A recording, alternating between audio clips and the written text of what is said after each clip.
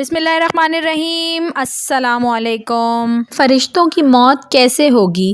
دنیا کے وہ لوگ بدقسمت ترین ہوں گے جو قیامت کا منظر دیکھیں گے۔ قیامت سے پہلے ایک دم ایک خوفناک آواز آئے گی، سب لوگ سب کچھ بھول جائیں گے۔ خوفناک آواز سے سورج پھٹ جائے گا، تارے ٹوٹ جائیں گے، چاند بکھر کر ریزہ ریزہ ہو جائے گا، زمین میں دراڑیں اور پہاڑ روئی جیسے بن جائیں گے، سمندروں میں آگ لگ جائے گی اور دنیا تہس نہس ہو جائے گی۔ ایک خوفناک آواز کے ساتھ پوری دنیا کو اللہ تعالیٰ موت دے دیں گے۔ جب سب کچھ ختم ہو جائے گا تو پھر پہلے، دوسرے، تیسرے، اسی طرح 7ویں آسمان تک سب کو موت دی جائے گی۔ سب فرشتوں کو گرا دیا جائے گا اور انہیں زیر و زبر کر دیا جائے گا۔ پھر میرے اللہ کہے گا کہ کون باقی ہے؟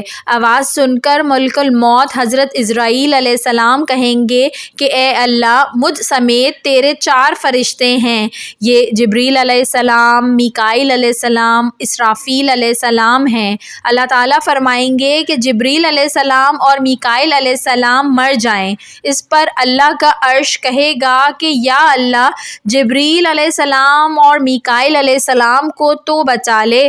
اس وقت اللہ تعالیٰ فرمائے گا کہ خاموش، میرے عرش کے نیچے موت ہی موت ہے۔ پھر دوبارہ اللہ تعالیٰ فرمائے گا کہ کون باقی ہے؟ جواب آئے گا کہ عرش کے فرشتے یعنی اسرافیل اور عزرائیل۔ پھر اللہ فرمائے گا کہ اسرافیل مر جائے۔ اس وقت اسرافیل سور پھونک رہے ہوں گے اور ان کے ہاتھ سے سور نکل جائے گا اور جا کر اللہ کے عرش پر لگ جائے گا۔ پھر اوپر اللہ اور نیچے صرف عزرائیل علیہ السلام باقی ہوں گے۔